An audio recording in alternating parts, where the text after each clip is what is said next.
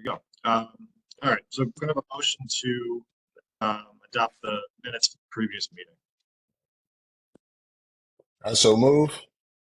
Second. Okay. All in favor? Aye. Aye. Aye. Very good. Thank you very much.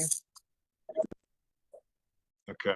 And then our first order of business is selecting a chair. So the two members who expressed interest in position, Renico Sanders and Carla Nelson Chambers.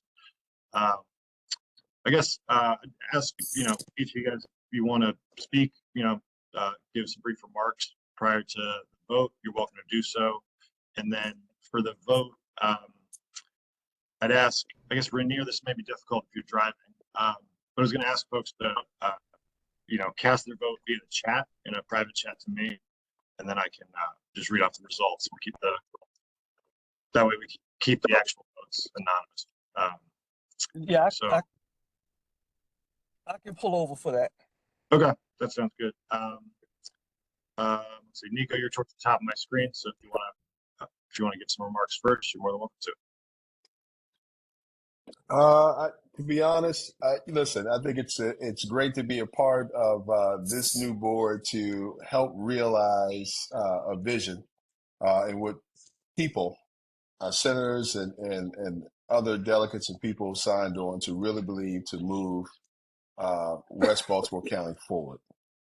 I don't have anything other than to say that I appreciate the opportunity to be here, and I look forward to working with all of y'all.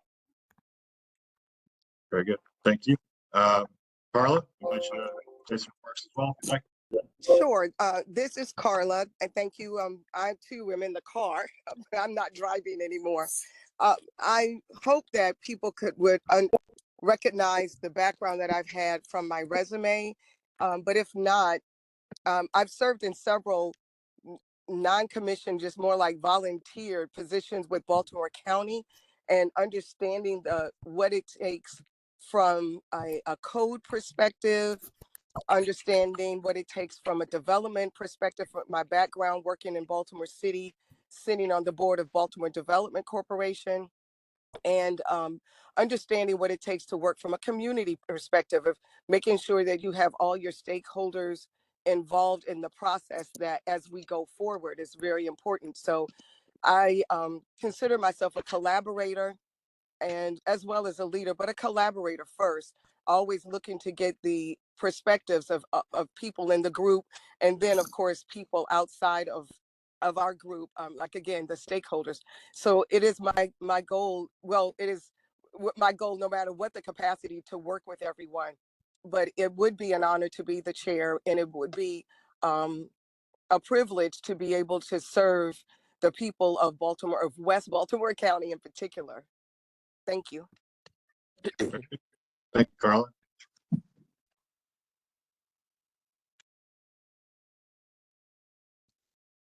Search for sync on your device and select sync once it is found. So with, I guess without any further ado, if folks could send their votes to me in a direct, you can just write Carla or Nico in a direct message, and then I'll tally them up and read off the results. Take a minute for that.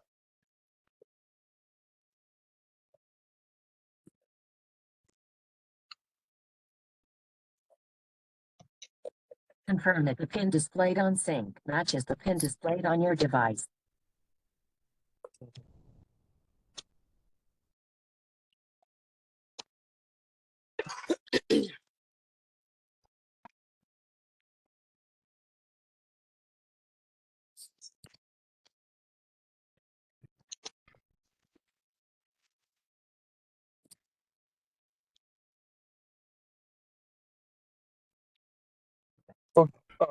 Tucker, Yes, sir.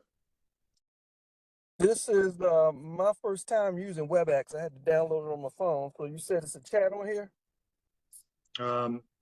Yes, there's a chat. It's like a little chat bubble icon in the lower right. I guess it might not look that way on mobile. But Rainier, you could also send me a text if you want.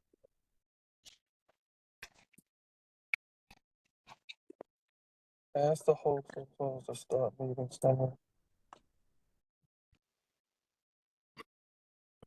Yeah.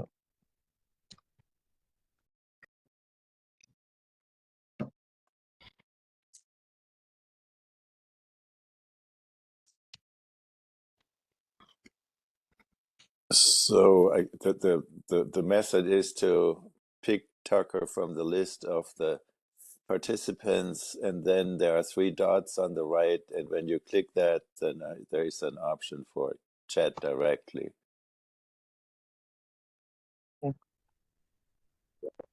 Thank you for that. Thank you, class. Okay.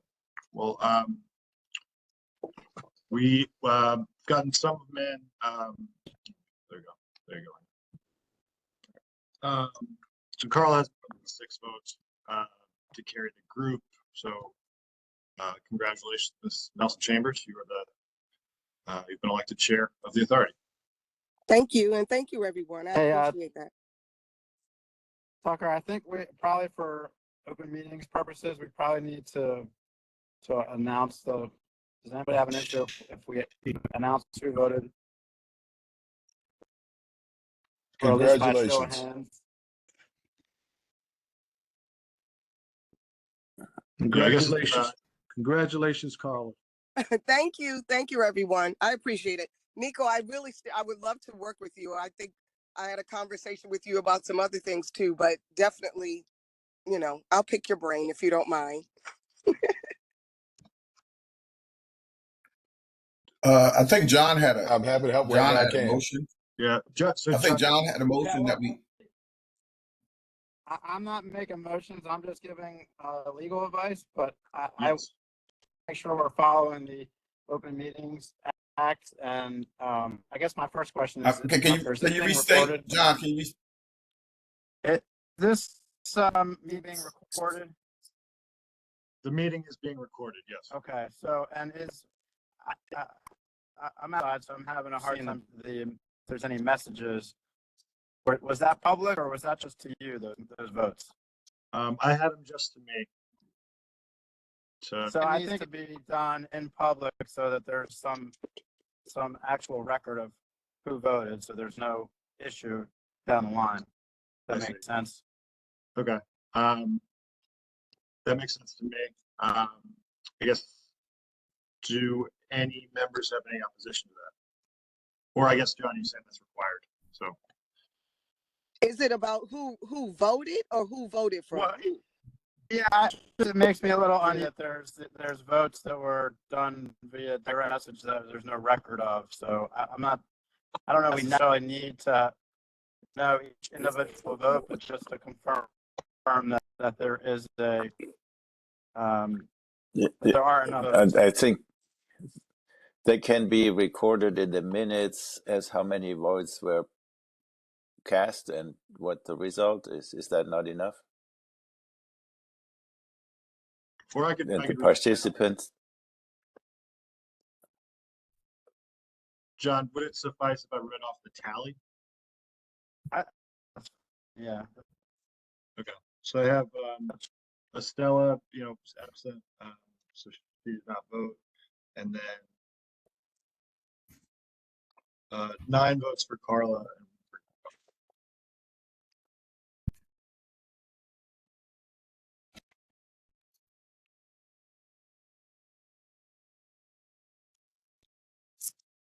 John's muted. Is there any way he can, or is he frozen? So, if this is Michael Spiller, I think if on the record, as long as we acknowledge that we had 9 votes for Carla, how many votes for Nico, and how many abstained, I think that should be sufficient for the minutes.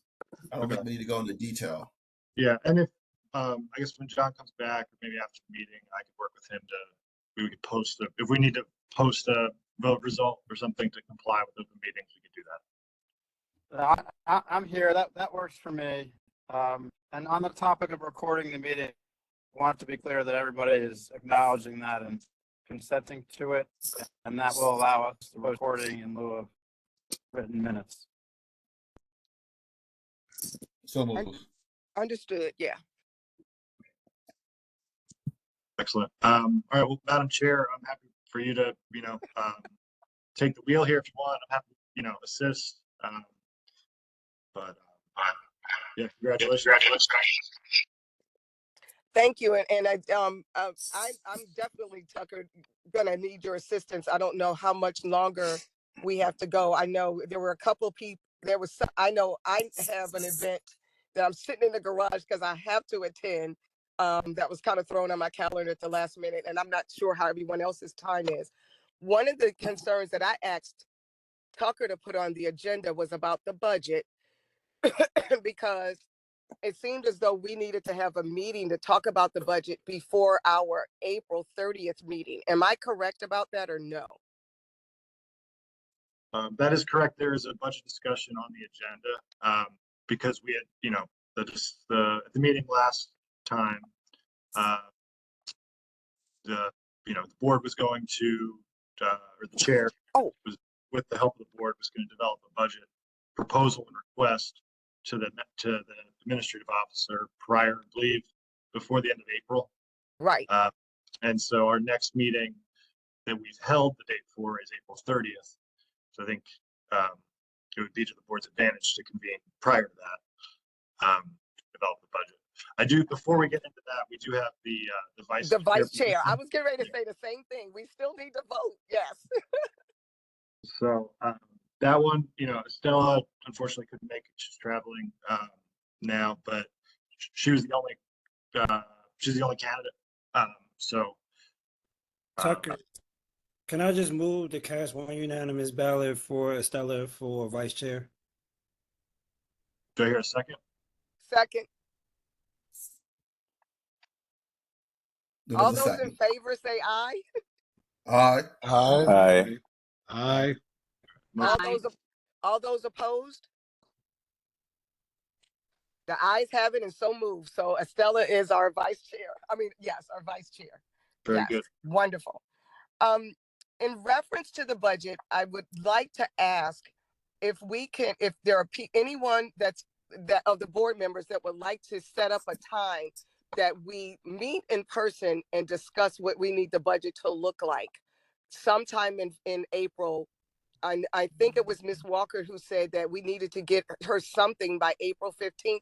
I'm assuming whether or not we were asking for more money or not, which we probably won't. We just got to figure out how we're going to use what's been allocated. But if we could, if we could talk about who would like to work on the budget and basically set up a budget or a finance committee, and then those persons can talk about when it would be good to meet and go through that budget. How does that sound? Well, I would. Sorry, Klaus. Madam Mayo, I see you have your hand up. Yeah. So if we introduce, I'm sorry. I was just going to clarify the date. The county exec will introduce her FY26 budget April 11th. So if there's a request for FY26, I need to have it sooner than that so that she can kind of include it in her budget. I will tell you, as it relates to operating, we pretty much closed out the operating. There may be, some room for capital, but Tucker, can you go over what they have in the budget already, which for a first year? And the only reason why I'm saying this is that if you request more in your budget for this year, she's going to need some backup in order to be able to consider adding more to your budget. So if we don't request any additional money, and we work with what we have, do we have to get something to you all before April 11th? If you work with what you have, you already have this amount in your budget. As a reminder, the current balances, so for capital, it's $750,000 in the account, and then for operating, it's $500,000. So it's basically just having the committee to work at how we're going to divvy that out in more detail. Okay.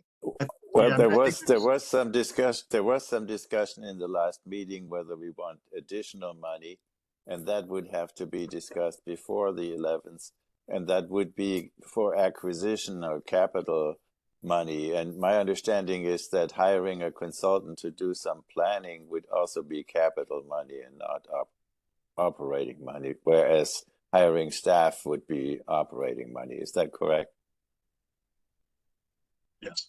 Yeah, that's right. Okay, so when we have 750,000 for capital and we want to hire a consultant to do some kind of planning so that we are not completely in the fog as to where we would acquire parcels or would try to acquire them, then that money would be mostly spoken for. And that's where the notion came from that we may need additional capital money. And yes, we would have to know exactly what we want it for. And to that end, what I was particularly interested in the context of this budget discussion is that we get some more insight into where the Social Security investments stand. And I know that Redgate was a consultant and has been working for, I guess, nearly 1.5 years or so. And I wondered whether anything out of that would go in our direction or whether that is covered by the county and they don't need any of our resources for that. I'm assuming you're meaning Security Mall, not Social Security, correct? Correct. The Security Mall, yes, sorry. Is Redgate have their contract ended with the county, or is there still more time for them to do more? Have they completed all of the deliverables?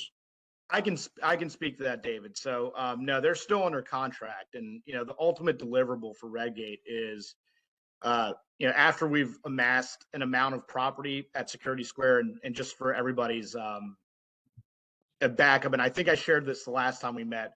Total site is 88 acres. We currently own as a county 39 acres. We're now the largest property owner on the site after 3 separate acquisitions, one with Macy's, one for the former Ward's parking lot, and another for the former Sears building. The idea for Redgate is to get us, essentially they're an implementation consultant and get us to the point where we're able to push out an RFP to solicit bids for interested developers to bid on the site. So we're still working through that. I think there's still some things with parcel assemblage that we want to do to ensure the quality of the development is, what we want to see. So that's kind of where we are with Redgate right now. Klaus, to your point, and this is maybe part of the resource discussion we should, that you guys will have to consider in kind of like valuing out where you focus your attention and energy. So that Security Square effort has been supported by 30 million total, 15 from the state and 15 million from the county. And that's primarily to support acquisition so that we can position the property back onto the market. Obviously, from your budgetary perspective, right now you have 500,000 in capital in queue and 750,000 in operating support staff hires. So yeah, I mean, I think, where this organization is kind of like just getting its legs under it, trying to start and hire staff and kind of having a modest budget versus, where we are with the Security Square effort, which is, have made several kind of like significant acquisitions or getting close to the point where we might be able to get the property back on the market with a redevelopment partner. I think that's something you guys have to think about in terms of figuring out how to get the highest and best use for your capital and your money. Sam, has that entire 15 million been encumbered on acquisition? 30 million is the total pot, 15 state, 15 county, 23.35 million on those 3 acquisitions. And then some of the funding is being used to pay for Redgate, but we're, I think like 100 or 200 grand in with their work as a consultant. Okay, thank you. And then the other area in our total redevelopment area that has received the most attention is in Randallstown and the CDC that has been created there, and that would be a question whether they have any urgent acquisition desires that would be of interest to us and that may be coming up during this budget year that we're talking about. Well, Claus, I can tell you personally, no, they don't have anything in their foreseeable future of acquiring any properties. No, Okay. they're more about just trying to work with the property owners to enhance what they have, and if there's any vacancies, maybe to assist the county in finding tenants, but nothing about acquiring. No. For the properties on the east end of Liberty Road, specifically down there below the McDonald's and places like that, those, are there any, well, maybe I should go for the entire study area. I don't want to center it on that. Is there any desire to have a updated market study? I think Redgate's plan included a market study, but is it current? And can we use the existing capital budget money for market studies that could help identify potential or help market the project? So, David, and just to be clear, so we're distinguishing, and I know it's a bit confusing. So Redgate is on contract specifically to support Security Square and doing a market study related to the Security Square property, which is at 88 acres. That's different than kind of like the 13-mile plus catchment area that is covered by the Redevelopment Authority, which, on the north side is Liberty Road, on the south side is 40, and on the west side is Rolling Road. So I know there was some discussion at the last meeting about using the capital money that you do have to, do a market study. As a board, I think you guys should come to consensus on that. I don't think it's the worst idea in the world as a starting point, given kind of, where this group is and kind of getting established. But the Redgate work it's a different contract, and it's focused specifically on the mall itself. And so that's kind of the challenge there. Yeah, it does, Okay. Samir, you're right. But a market study always has a catchment area that is probably even larger than what we are having in our authority boundaries. So I would say whatever they did as market analysis would give us a host of data that we could use, because they would look at the demographics and all of the area that the security redevelopment would attract, and which would be larger than what we are talking about. So I think that it would still be good to have these data from them. And before we jump into doing an additional market analysis, I think we would need a more investigation about our area itself and a better analysis. We got the map that shows all the commercial properties marked, but we don't have data as to the performance of these commercial areas and which ones are vacant, which ones are underperforming, what their densities are, what their allowed development area is vis-a-vis what it is.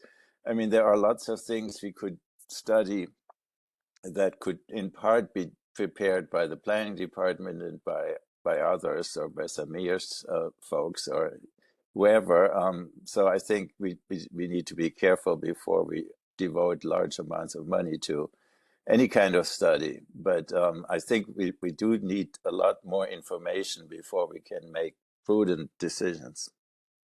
Yeah, This is Carla. I agree. So that's why I was asking, could we have a subcommittee to at least look at the budget and figure out what's going to, what we have, how we're going to spend it. I know one of the things on the first agenda was even to speak about getting an executive director. So I think if we want to pull it so that everything is on the board, that's just my request, that if we can get a subcommittee to talk and find a date so that we can go over the budget and know what we have to spend where, then we can determine if there's going to be a market study, what is that going to look like, and so forth and so on.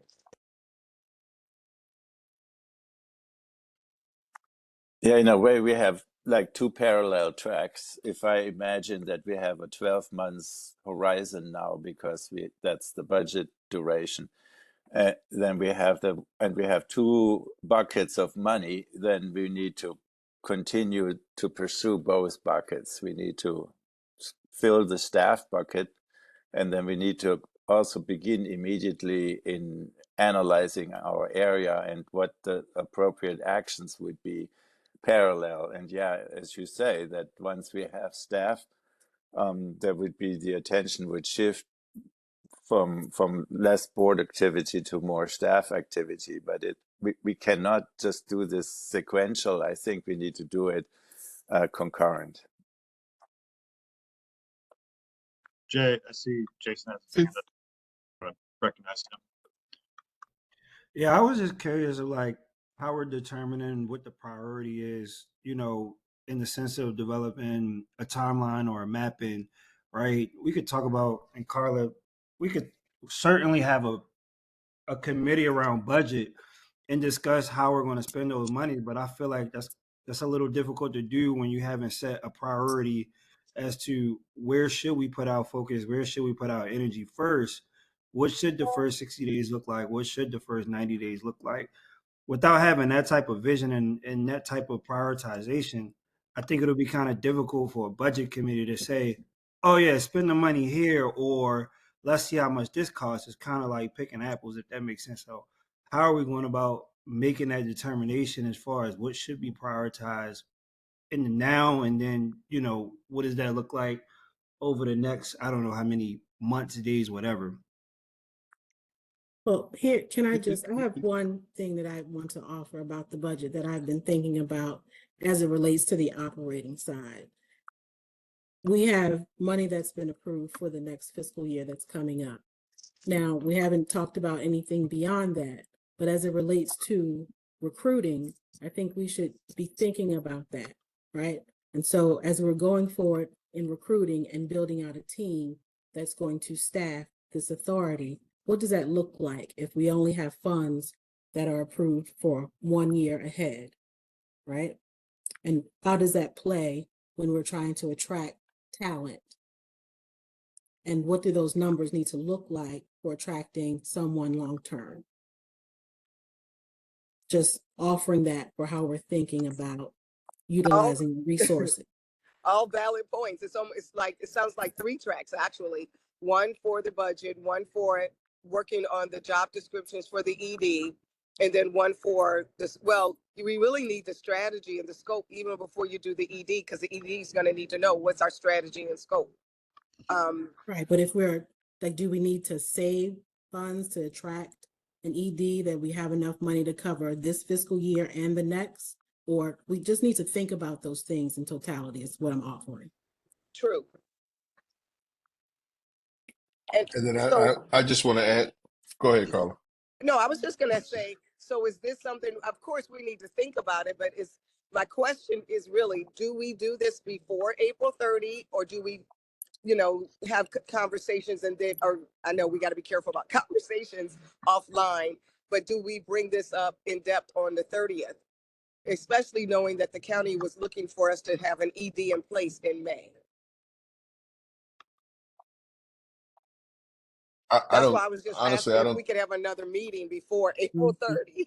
It's not the 30th, Carla. We need to have a meeting next week, dear. Yes, I know. Well, not right. in 2 weeks or yeah, something. because exactly. Yeah, it's the 11th, but I don't think finding an executive director by May is even a realistic goal, in my opinion. True, absolutely. We're still here trying to figure out what we're doing and what the main focus is going to be. So I think we ought to push back looking for the executive director. I think to Wendy's point, we're not only talking salary, we're talking fringe and support. So you can't just have one person, the ED, and there's no support to do that. And so what does that number look like for 1 or 2 people to support, depending on what that scope is? So I think we need to focus on, which again, I said this in our last meeting, if it's due April 11th, we should be meeting now to make an ask. We could support that. However, there's nothing wrong with asking to be told no, but at least we're getting into the habit to do that. Because if there is money that's available, that does help either our capital or operating. And I believe Theo said that the capital was closed, if I'm not mistaken. I couldn't recall which one, but the opportunity for us to expand that, we should. With that, then, Tucker, is it possible you can put another doodle out for us to meet? And, Yeah. and the other question would be, for Jonathan, if we're talking via like committee work, can we make this a closed meeting, or does this have to be open as well? If we're having discussions about how we're gonna move forward? So if you're talking about the executive director, I think that's an administrative function, which is an exception to the Open Meetings Act. Now, there may be a reason to do it in public that may not be technically required, so that's your call. And then what about in But I don't- conversations about the budget? Does that have to be open? I think that is more a topic that should be done in an open meeting, but I can check on that if you all would prefer not to that way, then let me check on. The other thing is if it's less than a quorum, you all can meet anytime you want. Just and small groups, I mean, you practice yourselves. That's not subject to the act. Hey, But let me I just say would this. budget discussions probably should be done in a public open meeting. Let me just say this. The county council just got, even though the attorney general said we did not violate the Open Meetings Act for selecting a county executive, the optics weren't great. And a number of reporters came after us, even though the attorney general said it was okay. So you might want to just keep the optics in mind as well.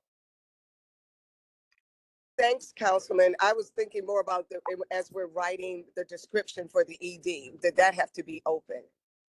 I see. I would ask that it not be, as we're, deciding what the ED's responsibility is and what the, salary, fringe benefits, all that type of thing. But those are all administrative functions and are not subject to the Open Meetings Act. Okay.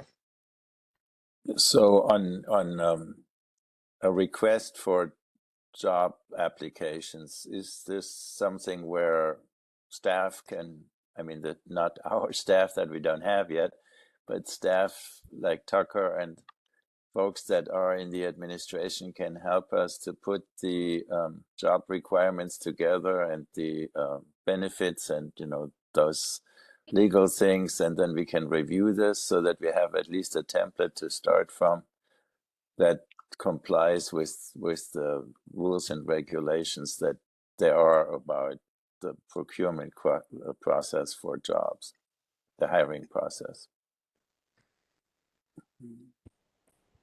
And that would be very helpful. Otherwise, we would have to go out and do this ourselves and copy it from how the PG County Authority did it or so. Tucker, did you mention something in the bylaws, in the previous bylaws about hiring and a draft JD already? Yeah, I guess it was 2 weeks ago, the end of the week after of the last meeting, I circulated a draft description to the group. So there's a draft that, the board or a subcommittee or, whoever could work on or work off of. And then I don't see an issue, and I'd be happy to support however I can. But for posting or estimating costs and that sort of thing, I think that would be appropriate to support there too. Yeah, I mean, anybody who has worked on these kinds of job descriptions and hiring knows that it's a minefield. There are lots of things one can do wrong and run against the one rule or another. And so it would help to at least have a standard template. And one of the other things that is of very much of interest to an ED applicant is whether there would be any other staff. So we would have to make rather rapidly some decision how far our $750,000 would get us, and maybe have at least sort of a horizon that in the first year there would be one additional staff member, and then in the second year potentially more. I mean, that's very key for anybody who wants to have this job to understand whether they have staff or not, and how many people they have to supervise. And then another question related to this is whether this would be all virtual work or whether there would be a workplace offered by the county administration.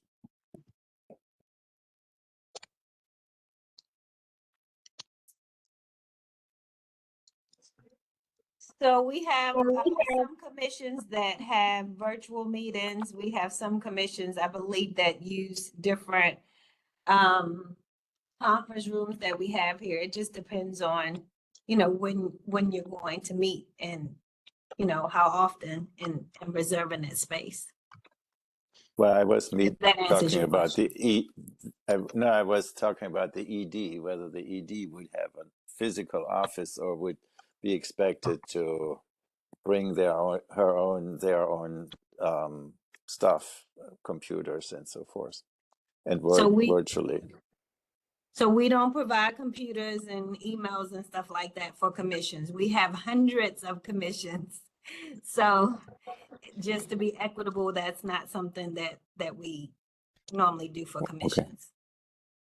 Okay. Yeah. But where we can help, we definitely here to help. And we got four.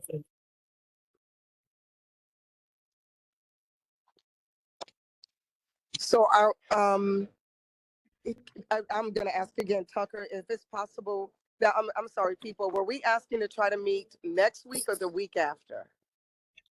I'd be happy to put together a doodle poll with options for both, and then see what works best. Okay. But yeah, there seems to be consensus on a full board meeting before April 11th. Okay. So happy to put that together. All righty. Another thing I wanted to mention, just sort of off some points that a number of members made about sort of orienting the board orienting itself and like setting priorities and strategy. I think we had talked about informational briefings at the last meeting. I think Klaus made reference to this earlier. Maybe the next meeting's focused on budget development and request, and then the April 30th meeting could be a presentation from the planning department about sort of the I guess economic data that Klaus is talking about, sort of the master plan applied to the catchment area, sites where the county's been engaged within the catchment area, and then a subsequent meeting, maybe a Redgate briefing on the activity specifically at Security Square. And anyway, so I just wanted to offer that for the group. That may be helpful as you're thinking about your strategic plan and like defining the scope of a market study. That information might help inform that process. Okay, thank you. You're welcome. Tucker or anybody, do we know whether a market study has been performed minus security within the catch? If something like that exists that has been done, created within the last probably year and a half or so. 6 Does months. that data exist? 6 months? Okay. I'm good with that. 6 months. Jason, what I'd suggest might be a good starting point, and this might be something that you all could request for the next meeting is, so the county through its planning department completed Master Plan 2030. It's a 10-year plan for the county. Embedded within that plan is kind of a typology analysis of different assets and different types of development that could be desired in different parts of the entire county. But that also would, if you were able to drill down, could be applied to the catchment area that the authority covers. And so maybe one way to get, kind of like baseline broad brush information is that the planning department kind of walk through its initial analysis through that plan of the catchment area that the authority covers. The issue with these market analysis things is that it's holding the finger in the wind to see from where the wind blows, and we know already that the result is, or we know what the problem is. The problem is that when we talk about retail, we don't have enough good services. When we talk about housing, we don't have enough and we don't get it in our area. That is why we have this redevelopment authority. So we need to work more from the outcomes than from holding the finger in the wind. Yeah. Is my opinion. So the outcome needs to be that we need to create this market that that we wanna, and the outcomes that we want. And with housing, that's probably not so difficult. We just need to identify the sites where the housing could happen. With retail, it's super difficult because everybody has difficulty landing good retail, and so we need to be very, very, realistic about what we can achieve with retail. And the county and the city, and they all go every year to the Las Vegas Retail National Conference and try to bring retailers into our areas, and they always go into the same places, which is where the richest people live. I mean, where the markets are the strongest. And that's just always what happens. And if we want to steer that into a different direction, we have to be super intentional. But a market analysis will never get us that. I mean, the city has done market analysis to the wazoo. And they proved that the whole west side in the city, in that case, had a huge purchase potential and had lots of purchase power, and that the density of households that were underserved was huge.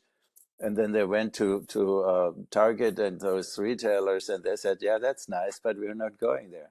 So, I mean, we need to be realistic about that portion. So when we talk about market analysis, we need to be also clear which market we're talking about.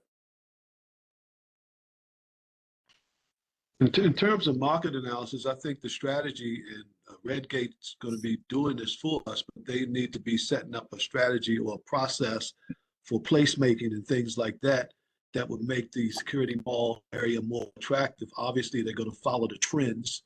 And, in any case, good planning starts with good information. So the most current information is going to be what we're going to need in order to make a wise decision. If we use if we use data-driven decisions making through this process, we can at least justify what we want, even when we get to the point of creating an RFP. That will be compliant and consistent with what the master plan and the local plan says for that area. That's where we could say there was community input about what was going there, because the master plan definitely had community input. And the community input that comes from Redgate's engagement of the community. And obviously, when we begin, I suspect we'll have a lot of community planning.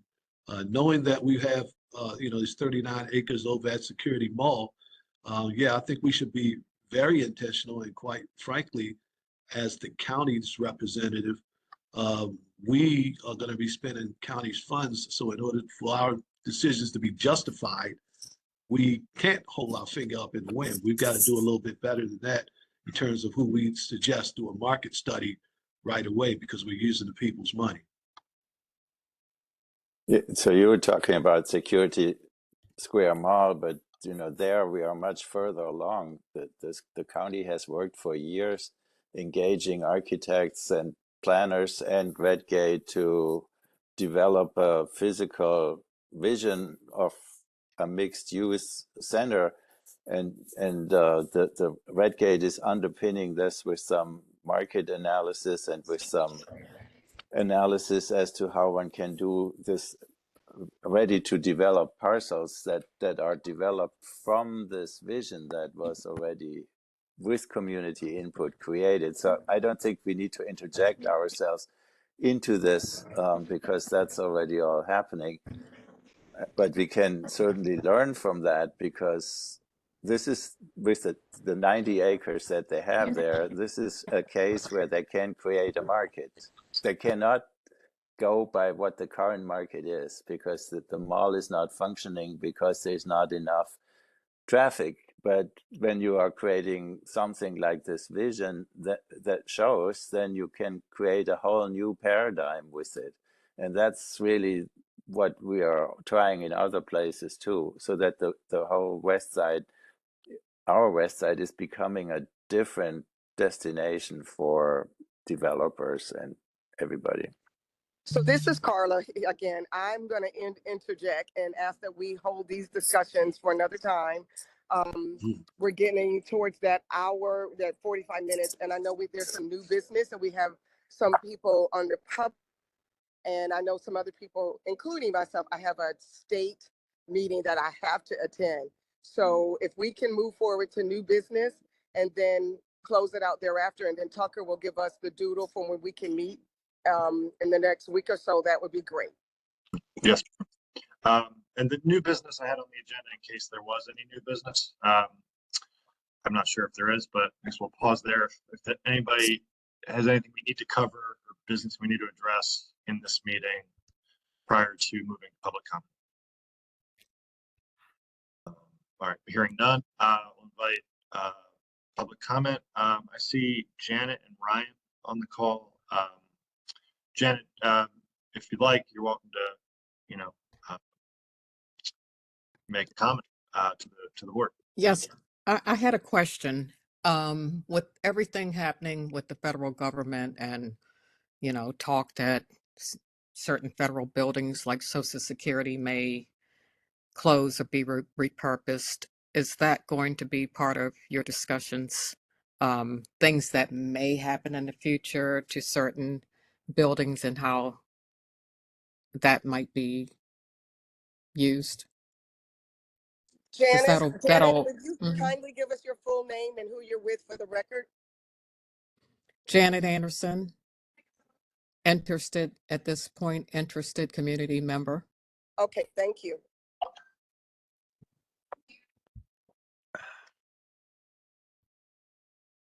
Did anybody have any thoughts on that? I'm going to ask someone from the county just to speak to that for right now, because Janet, this is literally our second meeting, and we haven't had a chance to really convene and talk about the specifics of where you are. So I would like someone from the county to speak to that if possible. And then I literally have to go because there is a state event that I have to attend. I don't mean to be rude, but I have to get off the call soon. Madam Chair, happy to at least provide some thoughts. And Janet, if you heard a little bit of a pause when you asked the question, I think that's a symptom of kind of, the board just naming a chair tonight and, the work ahead of us in terms of establishing an entity with an executive director. In terms of how there might be a relationship between potential actions at the federal level with real estate in the catchment area and the work of the Redevelopment Authority, certainly there would have to be some relationship given the location and the importance of federal employment in the catchment area. That being said, and being very honest with this group and anyone that's listening, oftentimes we're finding out about federal action in the media, just like everybody else. And so it's something that's very challenging to plan for. We're closely monitoring it. In our day jobs, Tucker and I have, worked with a group of county employees and are meeting weekly to track different federal actions, just so we're staying on top of things because we know how important it is to the economy of Baltimore County. But Janet, I know it's not a direct answer, but the short answer is yes, I think it has to inform the work in some way. In terms of how it informs that work, I think that remains to be seen just because, we're watching this unfold in real time, just like a lot of other folks.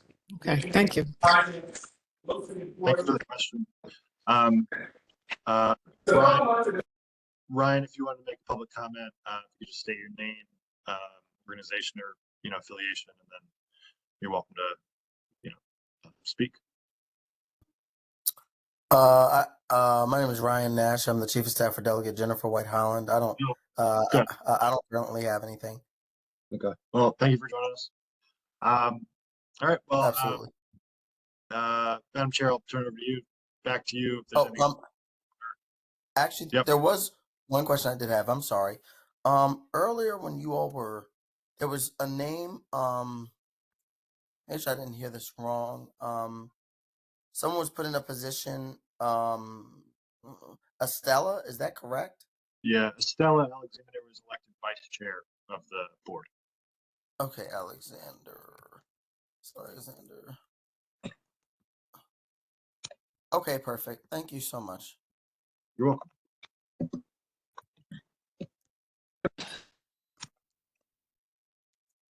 And I didn't realize I was off mute, so I had to mute myself again. With that, if we could so adjourn the meeting and then wait for Tucker to give us a doodle for the next one, I would really appreciate it. Okay. All those in favor? Aye. Aye. Okay.